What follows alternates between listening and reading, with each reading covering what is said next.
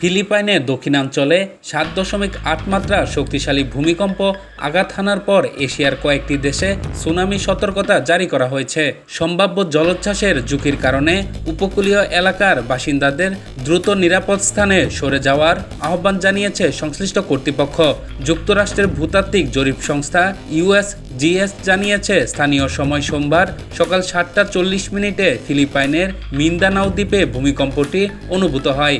ভূমিকম্পের উৎপত্তিস্থল ছিল ভূপৃষ্ঠের প্রায় 35 কিলোমিটার গভীরে।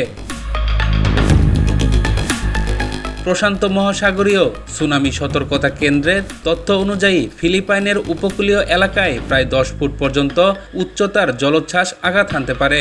এছাড়া ইন্দোনেশিয়া ও মালয়েশিয়ার কিছু উপকূলীয় অঞ্চলেও 3 ফুটের বেশি উচ্চতার ঢেউয়ের আশঙ্কা করা হচ্ছে। ভূমিকম্পের পরপরই ফিলিপাইন, জাপান ও ইন্দোনেশিয়ার সরকার সুনামি সতর্কতা জারি করেছে। দেশগুলোর দুর্যোগ ব্যবস্থাপনা কর্তৃপক্ষ জানিয়েছে, উপকূলীয় অঞ্চলে বিপজ্জনক ঢেউ আঘাত হানার সম্ভাবনা রয়েছে এবং জনগণকে সতর্ক থাকার নির্দেশ দেওয়া হয়েছে।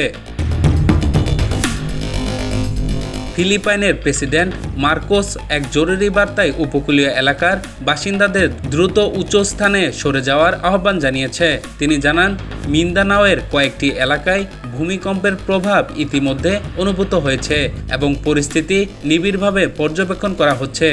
অন্যদিকে জাপানের প্রধানমন্ত্রী জনগণকে সরকারি নির্দেশনা মেনে চলার আহ্বান জানিয়েছেন। সুনামি সংক্রান্ত সতর্কবার্তা পাওয়া গেলে দ্রুত নিরাপদ ও উঁচু স্থানে আশ্রয় নেওয়া উচিত। ভূমিকম্পের পরবর্তী পরিস্থিতি পর্যবেক্ষণ করছে সংশ্লিষ্ট আন্তর্জাতিক সংস্থাগুলো। এখন পর্যন্ত বড় ধরনের ক্ষয়ক্ষতি বা প্রাণহানির কোনো আনুষ্ঠানিক তথ্য প্রকাশ করা হয়নি, তবে সম্ভাব্য সুনামির ঝুঁকি মোকাবেলায় সংশ্লিষ্ট দেশগুলো সর্বোচ্চ সতর্ক অবস্থানে রয়েছে।